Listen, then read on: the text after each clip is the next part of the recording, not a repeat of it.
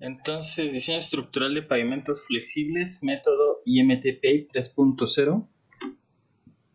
Es un método desarrollado por el Instituto Mexicano del Transporte. Entra dentro de los métodos considerados como empírico-mecanicistas, pues porque parte de principios de la mecánica de pavimentos, de la mecánica de suelos, y bueno, también de conceptos propios y aprendidos a través de la práctica y del empirismo, ¿no? Entonces, el IMT-PAVE es una metodología empírico-mecanicista. Con esta solo vamos a poder diseñar, porque hasta el momento está enfocada en eso, es lo que se ha desarrollado, solo pavimentos flexibles. Entonces, pavimentos donde la superficie de rodadura está compuesta por una carpeta de concreto asfáltico. Esta metodología pues está basada en el concepto del espectro de daño. Entonces, como yo les decía, es una metodología nacional, por lo cual los factores asociados a las cargas por el tránsito representan la carga o reflejan la carga que circula por las carreteras de la red mexicana de carreteras. Para esta metodología vamos a calcular respuestas críticas en el pavimento flexible en referencia a la aplicación de estas cargas, y a través de modelos se van a traducir en acumulación de daño a través del tiempo, y a través del tiempo pues determinamos la vida útil del mismo pavimento. Entonces en la figura podemos ver más o menos la representación de bueno, ahí tenemos un, un vehículo y un medio, se representa un perfil estratigráfico que representa al medio multicapa al cual hace análisis la metodología. Y como vemos, para cada uno de los ejes del vehículo, se transfiere o se transmiten las cargas a través del pavimento.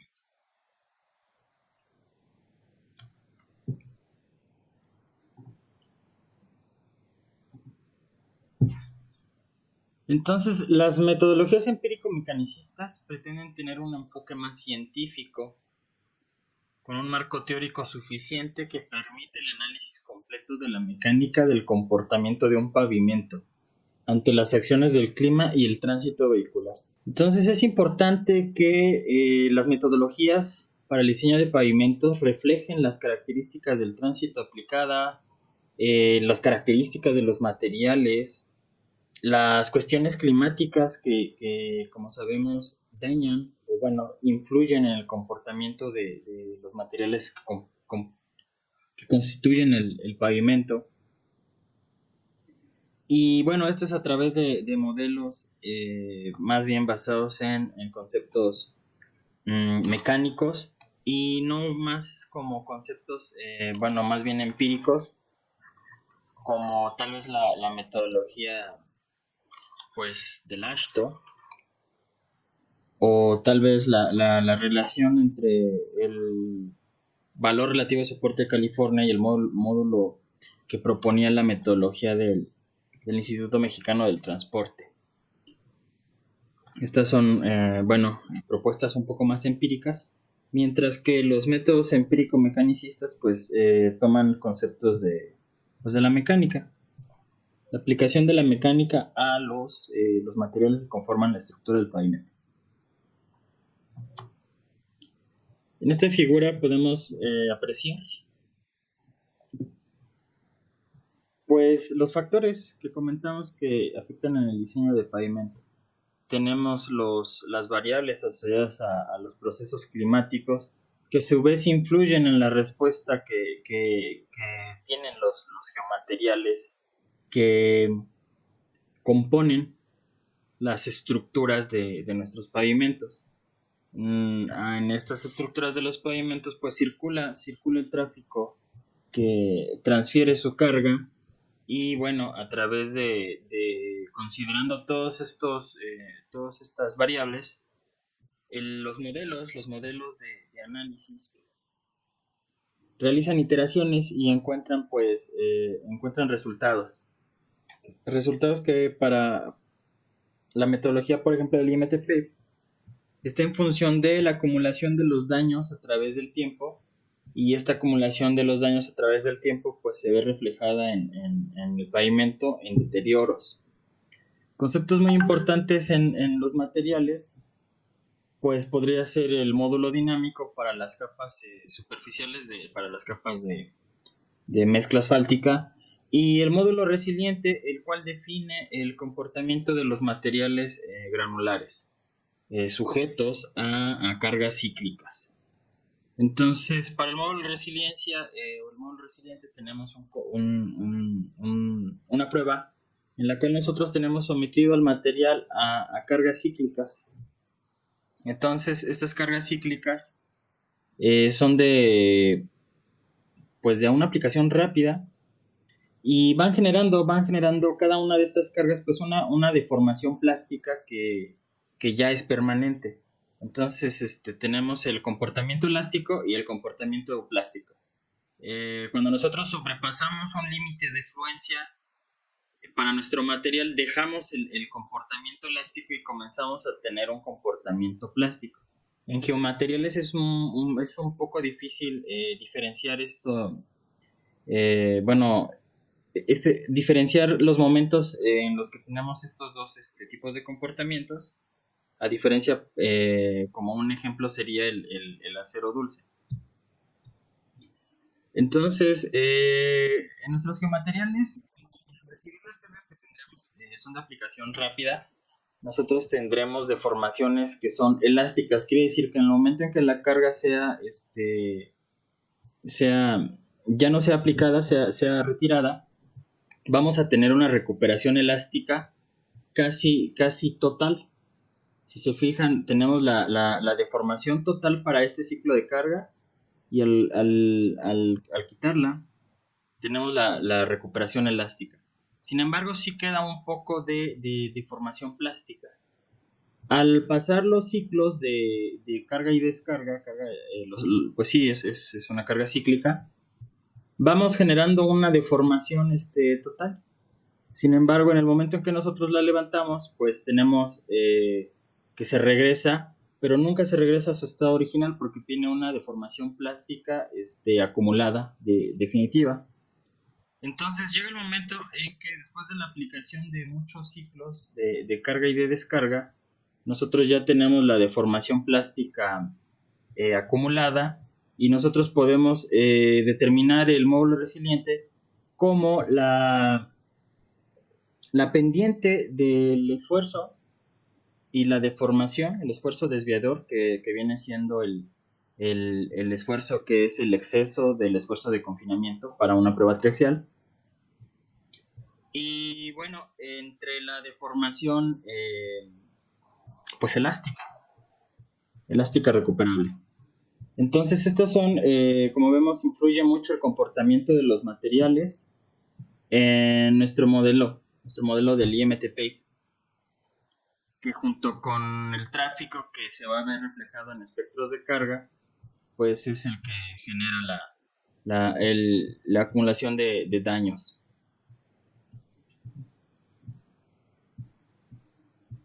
Entonces, ¿cuáles son los componentes de entrada para esta metodología? Se relacionan a los factores que acabamos de hablar que influyen. Entonces, se refiere a la geometría de la estructura, pero más bien, en realidad se refiere al espesor de capa, así como en la metodología del Instituto de Ingeniería de la UNAM, utilizamos espesores, fueron parte fundamental de nuestra metodología de cálculo y de diseño, el espesor de los materiales que integran la capa, la estructura del pavimento. Entonces, sin duda, también para esta metodología, los espesores de capa es dato de entrada. Como vimos, el módulo de resiliencia es muy importante para los geomateriales no unidos. Entonces, para la base, para la subbase, subrasante, va a ser muy importante tener el módulo resiliente para esta metodología. El módulo dinámico lo asociamos a la carpeta de concreto asfáltico. Y bueno, a su vez vamos a relacionar un criterio de falla por deformación y un criteriamiento de falla por los esfuerzos tangenciales o radiales que se dan en la carpeta de concreto asfáltico. Entonces sería una deformación por fatiga.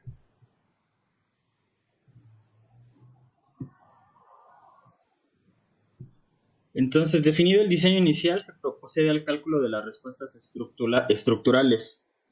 Entonces se determina la distribución de esfuerzos, cómo se van distribuyendo los esfuerzos a través de la profundidad de las capas. Las deformaciones unitarias, la deformación entre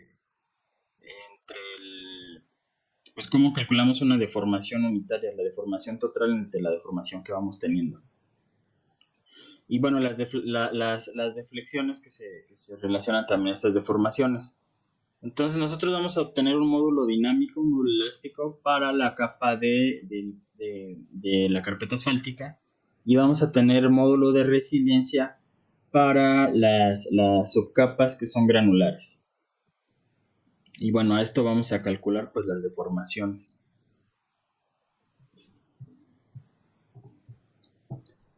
¿Y qué sigue ahorita? Entonces, ya teniendo la respuesta estructural en el pavimento, se calcula el daño. Entonces, el daño esperado para el periodo de diseño, como les había comentado, consideramos dos tipos de deterioro: agrietamiento por fatiga, aquí faltan acentos, y bueno, las deformaciones permanentes. Ya calculados los niveles de deterioro para el periodo de diseño, se introduce el concepto de vida remanente, que no es más que el inverso del daño acumulado en el periodo de diseño. Y entonces ya se determina si una sección ha excedido o no el valor máximo de daño acumulado. Entonces, estos son como que los conceptos introductorios al método del Instituto Mexicano del Transporte. Entonces, ahora vamos a ver cómo es la interfaz del programa, y vamos a ver la interfaz. Y ya que revisemos la interfaz del programa, vamos a proceder al cálculo de una estructura de pavimento. Esto va a ser por su parte, y van a realizar dos propuestas, una con carga legal y una con ya cargas no permitidas. Entonces, esta es la pestaña de inicio del programa IMT Pave. La versión que yo les propongo, que tenemos, es la versión 3.0. Entonces vamos a empezar seleccionando el menú archivo, y al seleccionar el menú archivo se abre esta pequeña cuadro de diálogo donde vamos a elegir la opción de nuevo y ahí pavimento flexible. Entonces al seleccionar el nuevo trabajo, tenemos estas cuatro ventanas. En la primera definimos el tránsito. En la segunda definimos los espectros de carga relacionados a... Bueno, aquí pueden ser cargas definidas por el usuario, o se pueden tomar cuatro espectros de carga obtenidos o propuestos por el programa para carreteras mexicanas. Ya también proporcionado las propiedades de los materiales, se realiza el análisis espectral, y se puede realizar también un análisis probabilista donde se pueden introducir porcentajes de confiabilidad tanto en la metodología como en los datos de tránsito, como en los datos de los materiales, así como los coeficientes de variación entre las propiedades de los materiales. Entonces vamos a comenzar con la descripción de la plataforma del programa.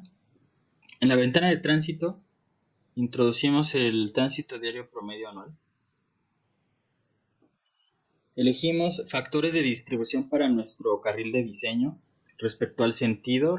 Si tenemos el TDPA en ambos sentidos, también un coeficiente de distribución respecto al carril.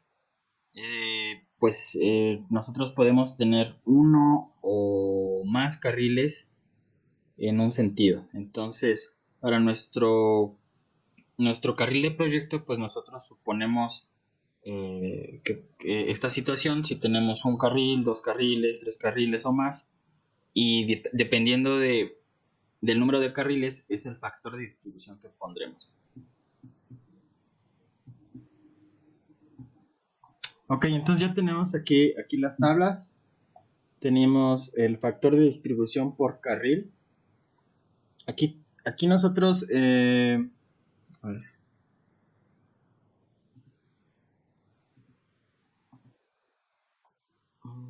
A ver, entonces... pointer option pen.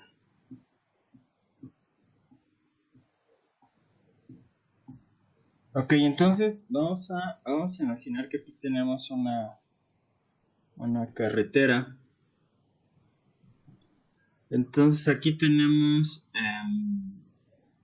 vamos a poner que este es vamos a llamarle cuerpo A. Y este es el cuerpo B. Aquí tenemos la faja separadora central. Entonces aquí el sentido es en esta dirección. Y vamos a imaginar que tenemos dos carriles. Ok. Entonces factor de distribución por dirección. Entonces por dirección. Número de carriles en ambas direcciones. Tenemos aquí 1, 2, 3, tenemos 4 carriles. Entonces para esta propuesta tenemos 4 carriles. Entonces, número de carriles en ambas direcciones tenemos 45 para 4 carriles. Entonces 0.45 de factor de distribución por dirección. O bueno, puede ser sentido, ¿no? Como viene en el IMTP. Y luego viene factor de distribución por carril. Aquí dice el número de carriles en una sola dirección. Entonces ahora ya solo vamos a considerar pues este cuerpo o el otro, ¿no? Da lo mismo. Pero ahora solo consideramos un cuerpo. Entonces dice número de carriles en una sola dirección. Yo propuse una carretera de dos carriles. Entonces el coeficiente por carril está entre 0.8 y 1. ¿Qué pasa si yo tengo una carretera con tres carriles por sentido? Entonces vamos a buscar el factor de distribución por carril, o sea, por carril. Entonces número de carriles en una sola dirección. Una sola dirección son 3. Entonces ahora ya sería este. Entonces factor por carril. En este caso tendríamos 3 carriles. Entonces entre punto 6 y punto 8, pues no sé, a lo mejor punto 7. Y ahora por factor de distribución por dirección o sentido. Número de carriles en ambas direcciones son 1, 2, 3, 4, 5, 6. Entonces factor por sentido, 6 o más. Entonces es 0.4. Aquí fue factor por carril. Quedamos que era entre 0.8 y 1. Pues podemos a lo mejor tomar 0.9. Y factor por sentido o dirección, pues eran 4 carriles en ambas direcciones, entonces quedamos que era 0.45.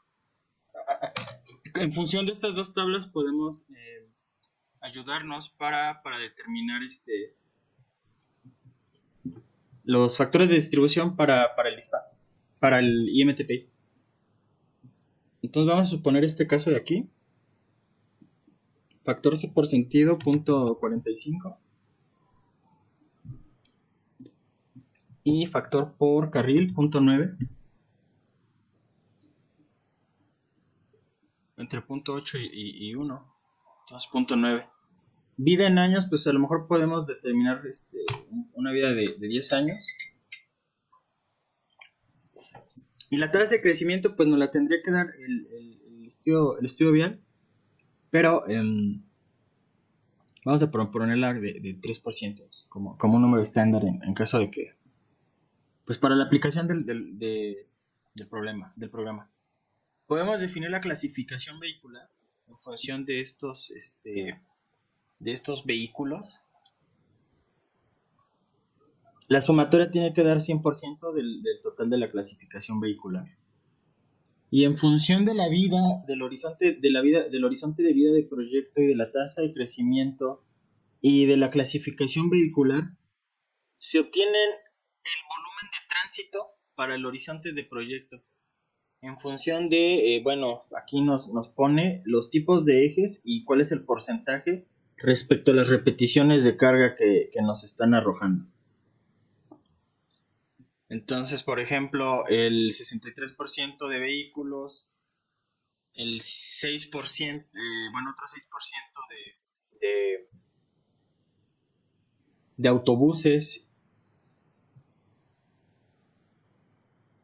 Y bueno, realmente Tridem, eje Tridem, pues nada más tenemos el T3S3, aquí tenemos un eje Tridem, entonces representa un 3.66% del volumen de cargas, del volumen de tránsito para todo el horizonte de proyecto.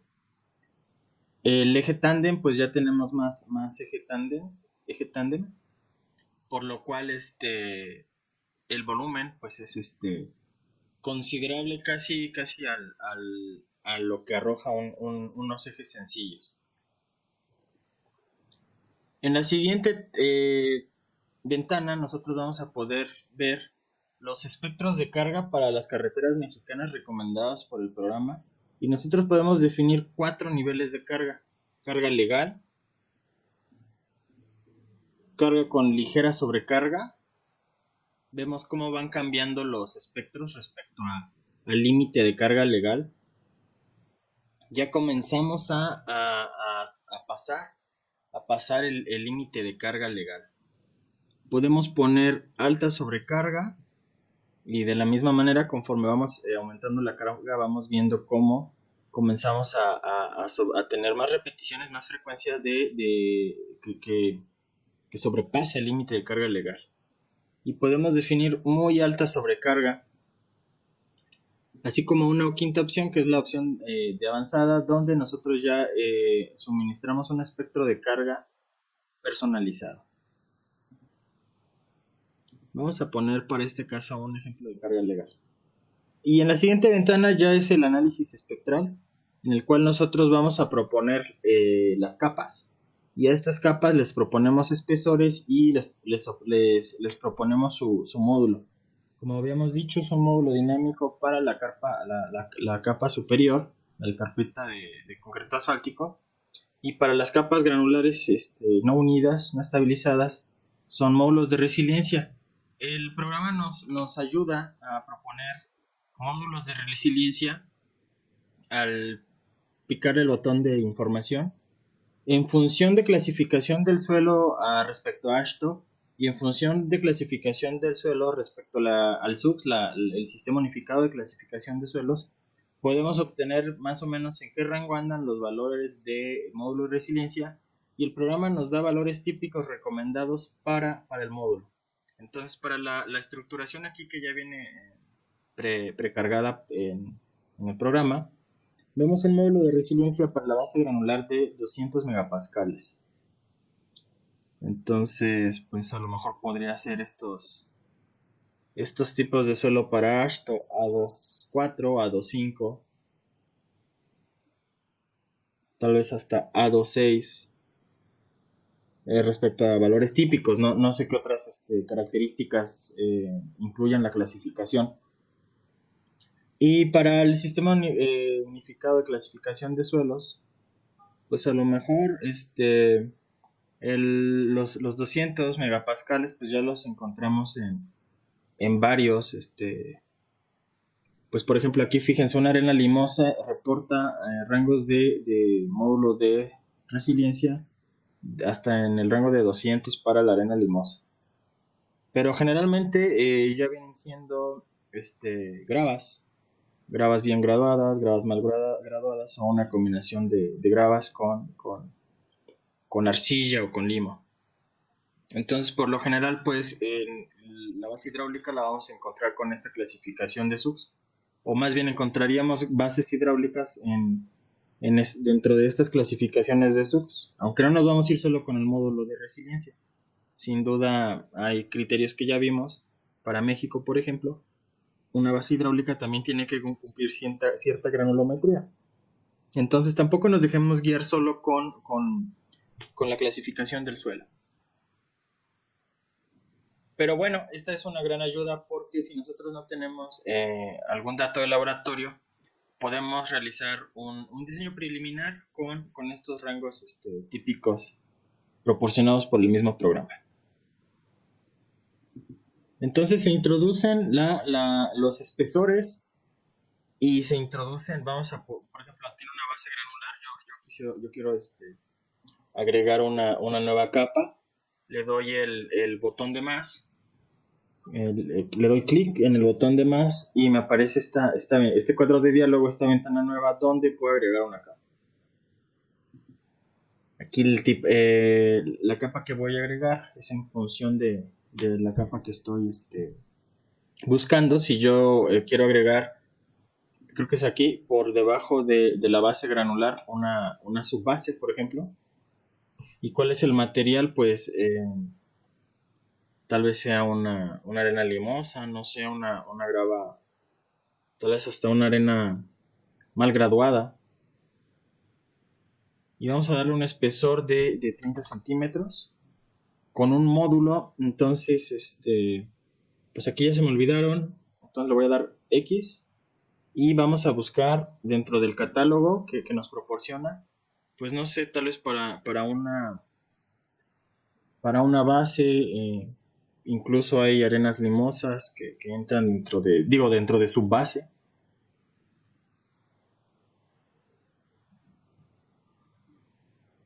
Entonces vamos a proponer este valor de 221 para la subbase. Corresponde pues a una arena limosa. Entonces son módulos de resiliencia de 221 megapascales. Entonces voy a agregar una capa que es la subbase. El material es pues sí, como SP o SM que habíamos visto. 30 centímetros de espesor y un módulo de bueno, es que si el módulo de la base ya está de 200, tal vez tendría que ser más bajo el de la subbase. Profe, perdón que lo interrumpa. Esos como parámetros de gravas limosas y arenas limosas y todo esto era lo que estaba en el capítulo de características de los materiales del SCP o algo así. No, sí, no. O sea, que yo diga arena limosa o grava arcillosa, esa es la clasificación del SUX. Sí. En el libro de características de los materiales, por ejemplo, me acuerdo que para la base hidráulica eh, pide que se cumpla unas zonas granulométricas bien definidas, pero no te habla mucho de la clasificación del suelo. Más bien tú en laboratorio obtendrías datos del suelo, como su clasificación y el bueno, si ya tienes el módulo de resiliencia, pues no haces esto. Pero tal vez en función de la clasificación del sistema del SUX que determines de tu suelo, pues ya sería que aquí agarres los valores correspondientes al módulo de resiliencia. Pero el módulo de resiliencia es un concepto pues que no viene como requisito de un material, o sea, no está el módulo de resiliencia no está dentro de características de los materiales de la SST. Entonces, pues no está tan, o sea, estas clasificaciones del suelo que estás viendo aquí, las determinas a través del sistema unificado de clasificación de suelos, a partir de la granulometría y de sus límites de consistencia. Ok, perfecto. Entonces, Sí, como tal, no hay un parámetro en la normativa que nos diga si es aceptable o no usar tal clasificación del SUX para una base o algo así. no, no que yo haya visto en la SST como en una norma. Vale, perfecto. Gracias. Sí. Sí, bueno, aquí ya me quedó la duda porque para esta base granular aparece un módulo de 200. Entonces, a ver, déjenme ver si dentro de mis curiosidades encuentro un reporte de una base. Creo que por aquí tengo un reporte de una base. A ver, reporte base.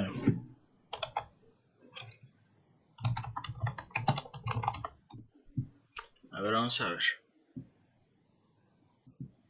Mm,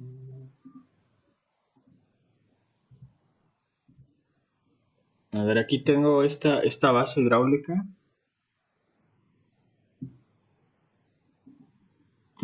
A ver.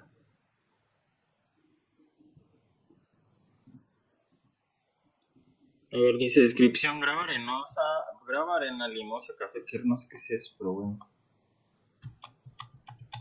A ver, tiene más del 10% de finos, entonces esta no la debieron haber aceptado como base. O bueno, ya entra, es que esa anda muy rara, ¿no? Estas son las zonas que delimita, bueno, quiero pensar que estas son las zonas que delimita la SCT respecto al tránsito. La zona más baja, la zona más controlada, pues es el tránsito más elevado. Mientras que si consideramos tránsitos ya más, ya menores, pues puede ser toda esta zona.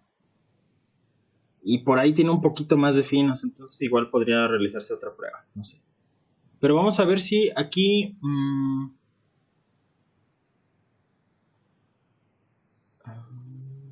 pues aquí viene la clasificación del suelo como una grava arcillosa. Pues sí, porque tiene más del 10. Tal vez tenga más del 10% de finos. Del 12. Debe tener más del 12 para ser grava arcillosa. A ver, entonces... Bueno, no sé si esto es esto. Ok, bueno, aquí para ellos, bueno, para esta base,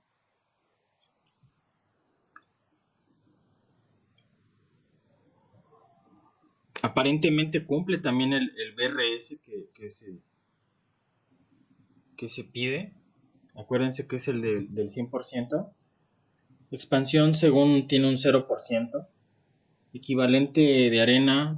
A ver, vamos a ver. Ya me entró la curiosidad. Entonces, características.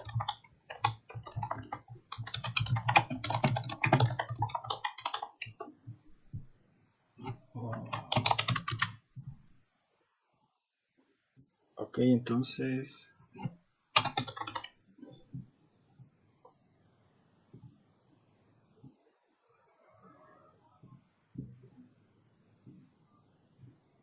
Ok, entonces habría ahorita rápidamente la normativa de la SCT respecto a bases hidráulicas. Entonces aquí en la base hidráulica me dice que debe tener un equivalente de arena mínimo de 40. Tiene un equivalente de arena de 19.4. Entonces, pues no tiene la arena el equivalente de arena que se pide para una base hidráulica. El límite líquido 25, aquí tiene 26, entonces lo sobrepasa. Y índice plástico de 6, tiene 9, lo sobrepasa. Entonces, pues yo de entrada ya empezaría a pensar si este material cumple la calidad de material que requiere la SCT para una base. Yo de entrada ya estoy viendo que este reporte, que ni me acuerdo de quién es, pero aquí tengo, ya no cumple las zonas granulométricas, sí tiene buen BRS, pero pues equivalente de arena, si dice que es 40 mínimo y tiene 19.4, pues yo entiendo que no. El límite líquido también, si se está pidiendo un límite máximo de 5 y un índice plástico máximo de 6, pues aquí ya los está sobrepasando. Entonces yo pensaría que esta base hidráulica la rechazaron. A lo mejor le pidieron que agregara mayor contenido de harinas, tal vez. Pero bueno, esta es un GC. Más bien de ahí partía la duda de por dónde andaban las bases hidráulicas. Creo que tengo otro. Aquí tengo otra base, o bueno, que también estaba para base. Y aquí vemos cómo se sale el material de los límites. Aquí era para un pavimento de concreto hidráulico, entonces estaban muy bien definidas estas zonas granulométricas.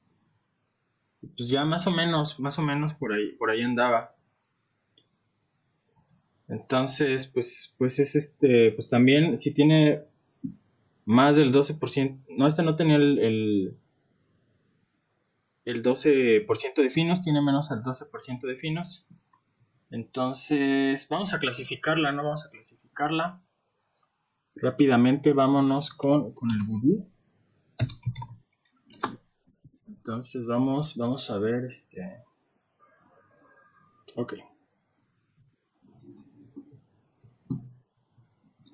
Entonces, esta es una bibliografía muy buena de mecánica de suelos que yo les recomiendo. A ver, la 71.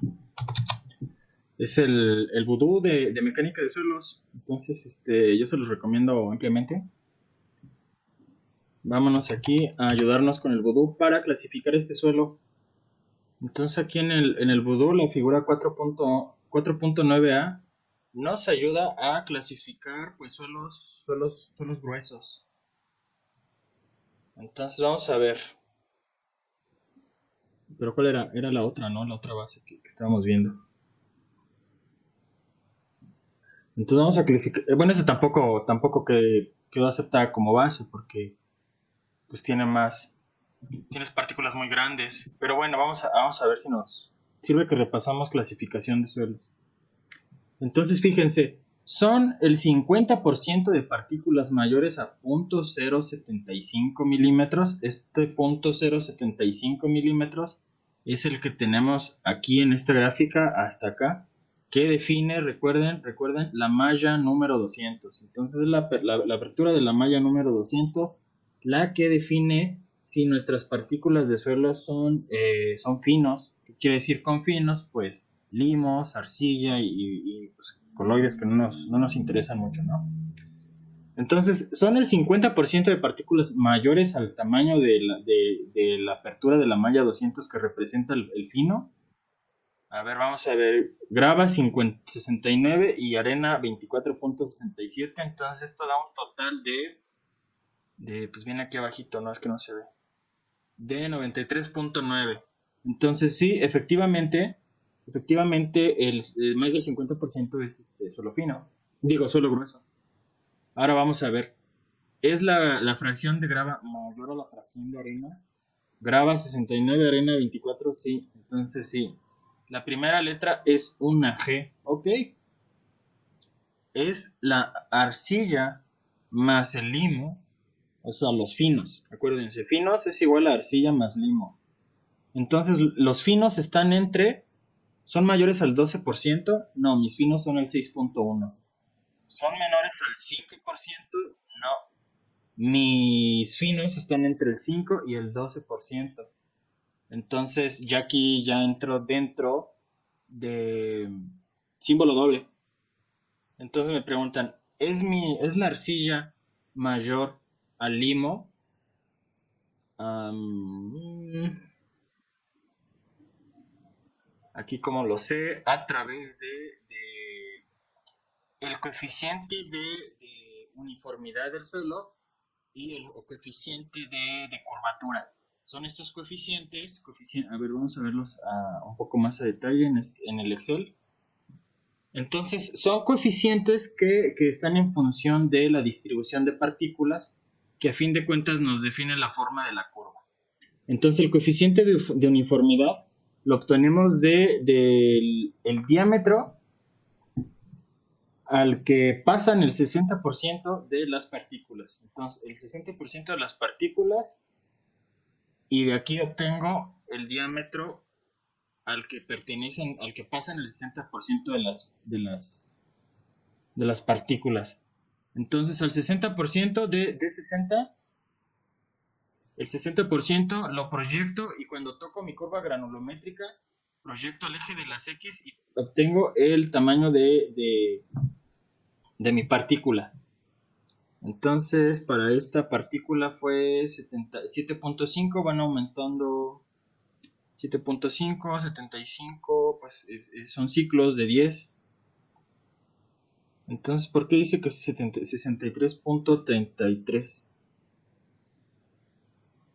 milímetros? A ver, D30 es D30. No, D60, D60. D60 es 7.5 más 7.5 son 15. Entonces, bueno, no sé cómo saqué que era 4.5. Más bien sería 7.5. A ver, es 75. Y luego es 7.5.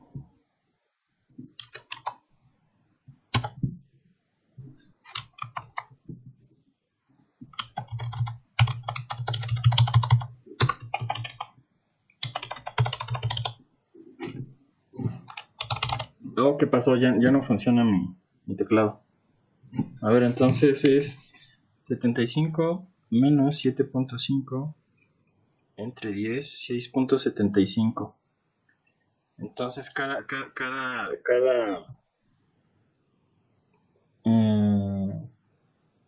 ¿cómo se llama esto? Es cada logaritmo es 6.75. Entonces 7.5 más 6.75 más 7.5, entonces es 14.25. Andamos por aquí para el D60. Entonces,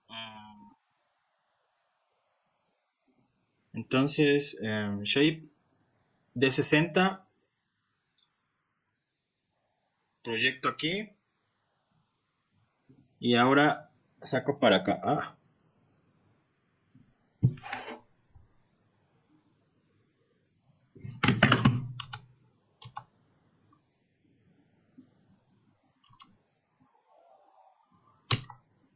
Ay, ¿por qué no está funcionando esto ahorita?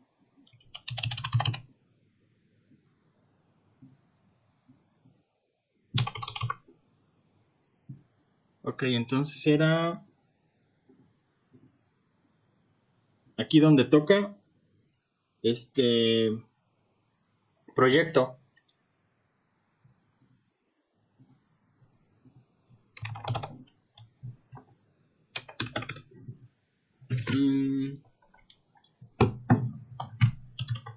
A ver. Ok, entonces si yo tengo en mi escala semilogarítmica base 10, entonces yo tengo que va de 7.5 a 75, entonces yo tengo 75 menos 7.5, 67.5, esto lo divido entre 10.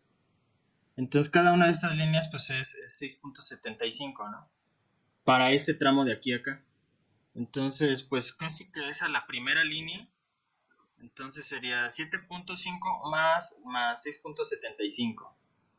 Entonces más 7.5 y entonces el diámetro que corresponde al 60% es 14.25 milímetros. Ahora vamos a obtener el D30. Pues el D30 es análogo. Me voy voy a obtener el diámetro que corresponde cuando el 30% de las partículas en peso pasan esa malla. Entonces, de la misma manera, a partir del 30% me proyecto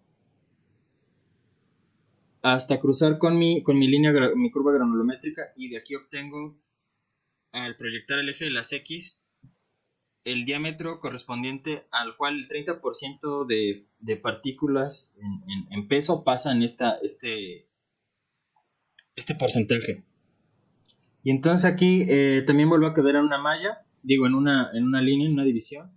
Entonces puedo hacer algo similar. Tengo 7.5 menos 0.75 entre 10, pues es 0.675, ¿no? Y ahora va a ser 0.675 por 1, 2, 3, 4, 5, entonces por 5. 3.375. Y a esto se lo sumo al 0.75 original más 0.75 y me da 4.125. Entonces el D30 es 4.125. Y el D10 pues es análogo. Entonces a partir del 10, aquí encuentro en la curva y entonces proyecto. Y pues más o menos es en este espacio, sería 1, 2, son dos líneas. Entonces, como es base 10, pues ahora va a ser como dividirlo otra vez, ¿no? Pero vamos a realizarlo. Entonces, 0.75 entre 0.075. Era menos. Entonces, 0.075, no. 0.75 menos 0.075 entre 10. Y quedamos que son dos divisiones, entonces por 2. Entonces es 0.135, al cual vamos a sumarle este 0.075 más 0.075. Y me da que el D10 es igual a 0.21.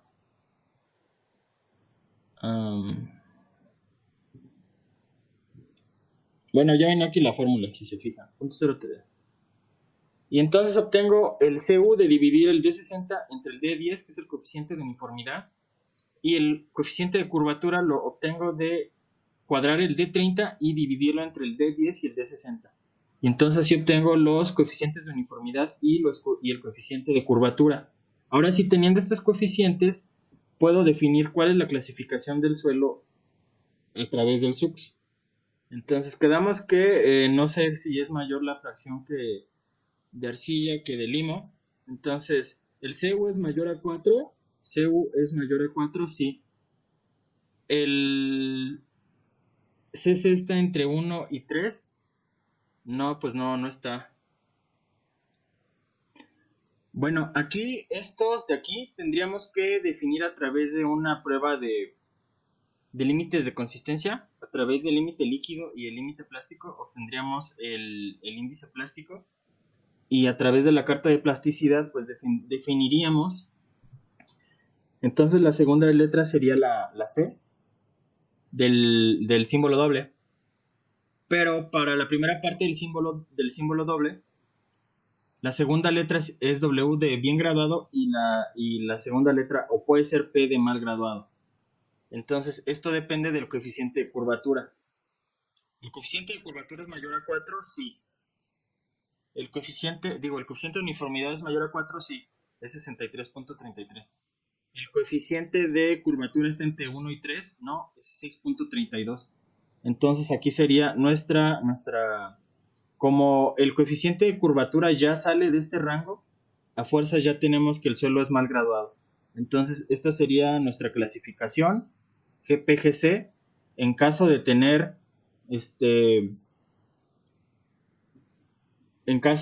mayor contenido de arcillas, y en caso de que nuestro suelo tuviera mayor contenido de limos, sería GPGM. Acuérdense, la P viene de mal graduado y es porque no cumple estas dos características.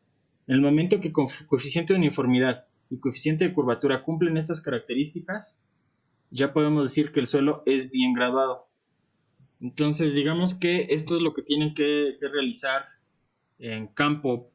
Para una base hidráulica, pues tendrían que tener su granulometría, y si nosotros tenemos por encima del 5% de finos y menos al 12% de finos, pues tendríamos estos símbolos dobles. Para este ejercicio, bueno, más bien para este reporte de esta base, los finos estaban entre 5 y 12, por lo cual ahora tendríamos que tener un símbolo doble. Para el otro caso del otro reporte de base que tenía aquí, como los finos ya son mayores al 12%, la segunda letra solo fue C por sus propiedades de límites de consistencia. Entonces, de esta manera nosotros determinamos la clasificación de suelos. Se pueden ayudar de este diagrama pues sí, de este diagrama como de flujo, no sé, para clasificar suelos gruesos.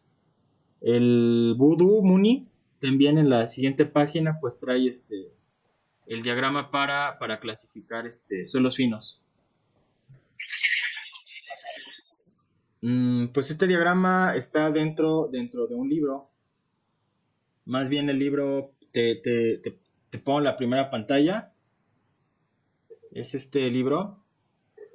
Este lo puedes encontrar sin problemas, hasta nomás googleándolo. A mí me gusta mucho para geotecnia. Y estos diagramas de clasificación de suelos me ayudan bastante cuando no me acuerdo. Bueno, Gracias. sí, para que lo busques, digo, pues yo no lo he comprado, entonces no te lo puedo pasar todavía. Sí, está bien, Entonces, gracias. entonces más bien de aquí sale esto de la clasificación de suelos. Eh, Estos dos reportes, se realizó el control de calidad a dos materiales que aparentaban ser bases. Se comprobó que no cumplían los requisitos. Pero como vimos, pues una base, o la gente puede decir que una base, pues a lo mejor está entre una grava con arcilla, una grava arcillosa, o una grava bien graduada arcillosa, o una grava mal graduada. Bueno, aquí sería grava bien graduada arcillosa, y aquí sería una grava bien graduada limosa, una grava mal graduada arcillosa y una grava mal graduada limosa. Entonces acuérdense, la P tiene que ver con poor, de pobre, graduated, y la W de well, de bien, de well graded, sí es graded, well graded, poor graded. Entonces a lo mejor aquí pues trae un poquito, un módulo muy bajo de 200. Entonces vamos a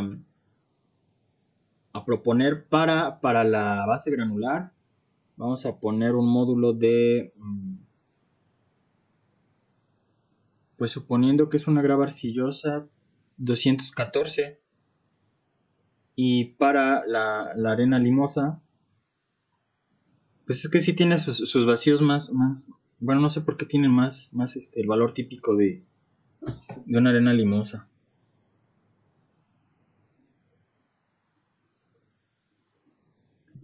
Sí está raro que la arena limosa reporta un valor mayor a, por ejemplo, esta grava arcillosa. No sé, a lo mejor me hace falta conocer un poco más los materiales. Pero bueno, entonces vamos a tomar 234, vamos a suponer que es una grava mal graduada, una grava arcillosa mal graduada.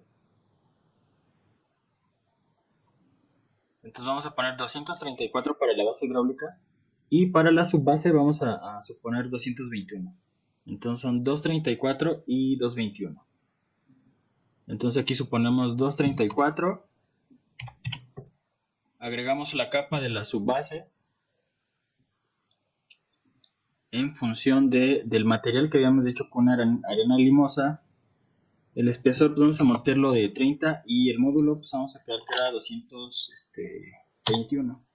Le damos la palomita y ya nos puso la subbase.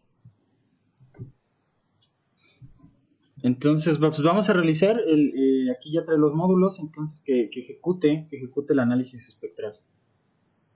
Y entonces aquí me dice que para la estructura y la característica de los materiales, pues no estoy cumpliendo con ninguna de las dos figas, ya sea por deformación o por fatiga. Entonces, aquí, ¿qué puedo hacer yo? Pues jugarle a los módulos se me hace medio, medio incorrecto, dado que, si bien nosotros estamos tomando como recomendación valores ya propuestos en este instante, pues tampoco podemos elevarnos tanto, ¿no? No puedo poner para una base granular, por ejemplo, un módulo de 3000, porque yo estoy viendo que realmente no llegan a ese módulo de resiliencia, ¿no? Entonces, más bien, yo propongo que juguemos con los espesores. Entonces, sabemos que la vida por fatiga en general está dada por la carpeta asfáltica. Entonces, a lo mejor podríamos meterle, bueno, no solo la carpeta asfáltica, sino las capas estabilizadas. Pero podríamos suponer una estructura viendo que quedamos un poco abajo. Aquí también podríamos referenciarnos a las secciones estructurales recomendadas por la Dirección de Servicios Técnicos que vimos en la clase pasada. Entonces vamos a aumentarle a un espesor de 14 centímetros. Y la base granular para aumentar la vida por deformación, pues a lo mejor la podemos poner de 30 centímetros. Entonces que ejecute el análisis espectral. Y bueno, aquí ya podemos ver que por fatiga ya pasamos más de 10 años y por deformación ya tenemos también más de 10 años. Para economizar vamos a seguir disminuyendo la carpeta asfáltica hasta que pase. Bueno, vamos a ver cuándo no pasa y en qué momento ya pasa la vida por fatiga. Entonces de 12 centímetros no me pasa a más de 10 años, pero con 13 centímetros de carpeta asfáltica, pues ya tenemos una vida de fatiga y una vida por deformación mucho mayor. Y entonces para el análisis probabilista, aquí nosotros ya estamos incluyendo una confiabilidad, ya les decía, respecto al tránsito que metimos, a las características de los materiales, etcétera. Y coeficientes de variación respecto a las características de los materiales, o sea, no podemos dar por hecho que un resultado de laboratorio ya es el valor definitivo del material. Entonces siempre por ahí andan variando. Y bueno, este análisis probabilista ya incluye estas cuestiones de la variación entre las propiedades de los materiales y la confiabilidad pues del diseño y del método en sí, ¿no?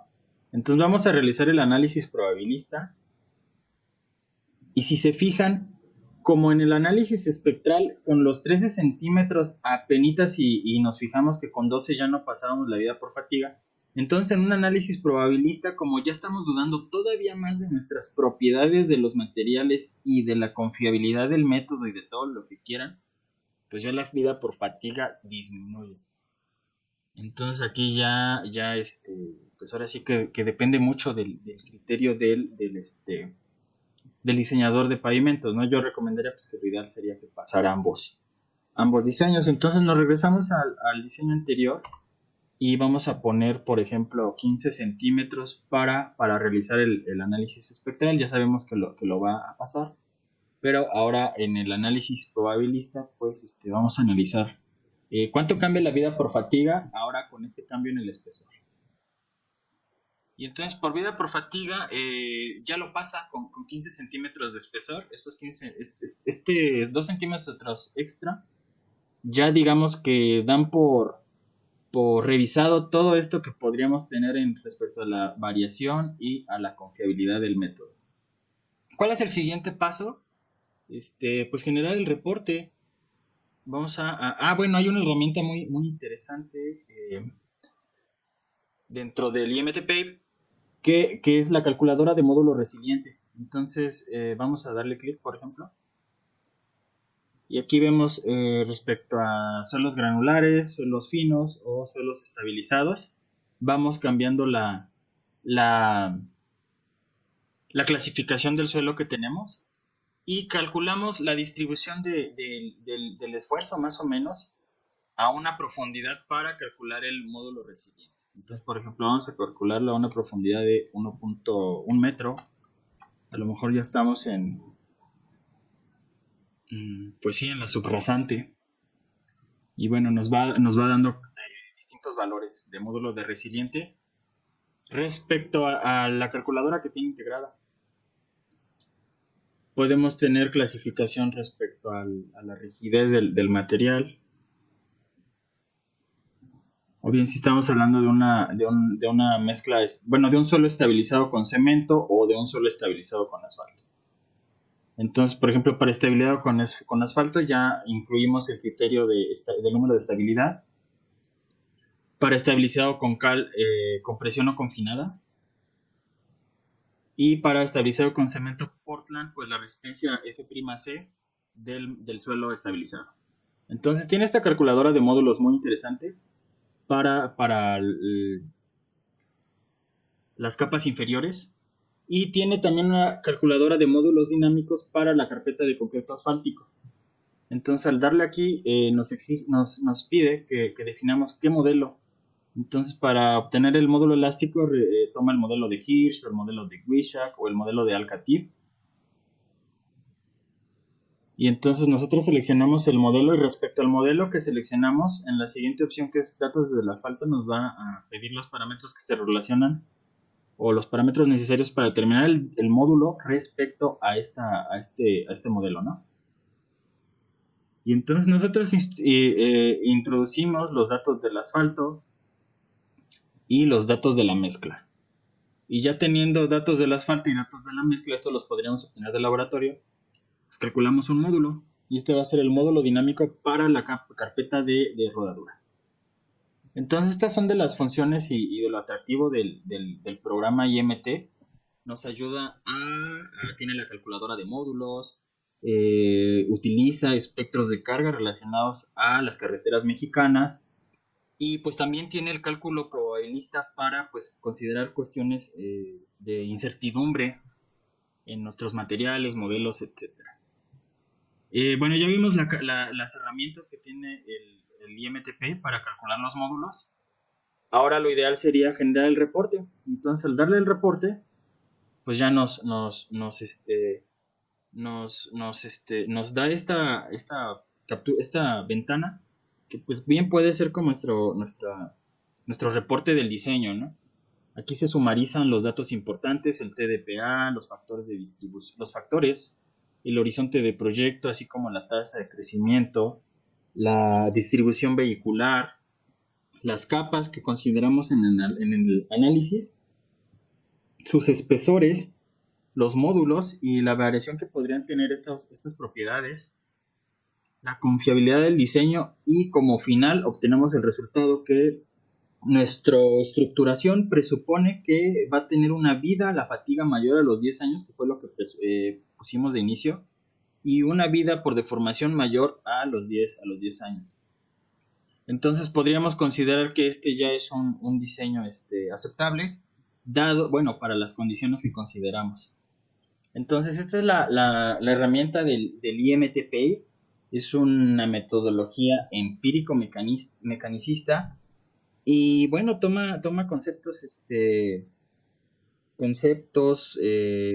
que son considerados como punta de lanza dentro de las metodologías de diseño de pavimentos, dado que pues hace el cálculo a través de la teoría elástica de las deformaciones en las capas, considera las cargas, no solo las cargas legales, sino también sobrecargas, y bueno, también las propiedades que se ha comprobado que son las que representan de mejor manera el comportamiento mecánico de los materiales, como viene siendo el módulo de resiliencia para las capas no estabilizadas.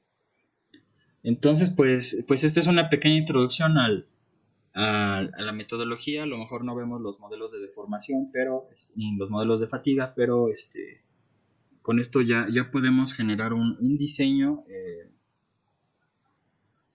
pues ya con un poco de fundamentación para resolver el problema de estructurar un pavimento flexible aquí en México, ¿no? Con esta metodología.